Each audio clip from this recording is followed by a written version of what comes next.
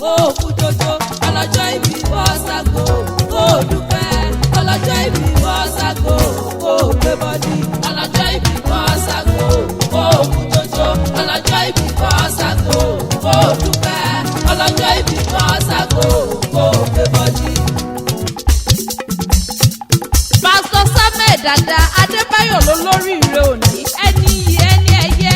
Pásítọ̀ Adébáyọ̀ nìkan kò bí lára àwọn ìránṣẹ́ Ọlọ́run, ẹni tí Ọlọ́run ọba mi pè tó tún yàn, ẹni ìpè, ẹni ẹ̀mí, ènìyàn mímọ́, ẹni ọ̀wọ̀, olùdarí ìjọ Christ Apostolic Church ìtẹ́ àánú Olúwa, also known as Ògo ilé ìkẹyìn.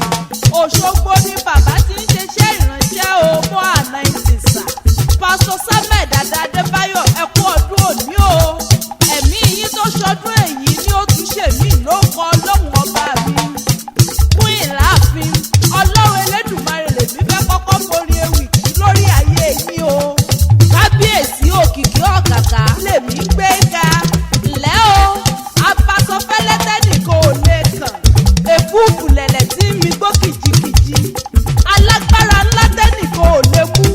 Ọlọ́run rẹ ọba tó ga gàgà tó ga ju gbogbo ayé lọ.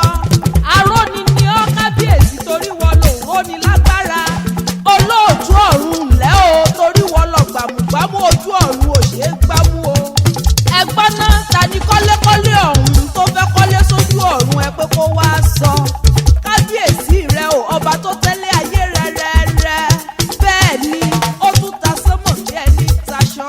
Bàbá ọmọ ẹ̀mí mímọ́ tí ń ṣe bàbá rẹ lèmi ń kọ́kọ́ kí lórí ayé rẹ. Ilẹ̀ Pásítọ̀ Samuel Dada Adébáyọ̀ jẹ́ ń wá lọ sí ìdá àgbẹ̀ bí ọlọ́mọ. Kùsì Èkìtì ní í ṣẹlẹ̀ bàbá rẹ. Ọmọ onídọ̀fin Ọ̀jábóyèdé ńlẹ́ o, ọmọ onídọ̀fin òróró bílẹ̀, ọmọ alágbàdo ọ̀rárá ruru, àríntànná ọba nímúdọ̀fin rèmí, òpìkì tánátáná ìmútù padà fìrí, ọmọ ajẹ̀yí gbẹ̀dẹ̀gbẹ̀dẹ̀ oyè, ọmọ adípẹ̀ oyè kọ́ ní tìrí jẹ bébílẹ̀ bàbá tá a gbé bí ọlọ́mọ ni.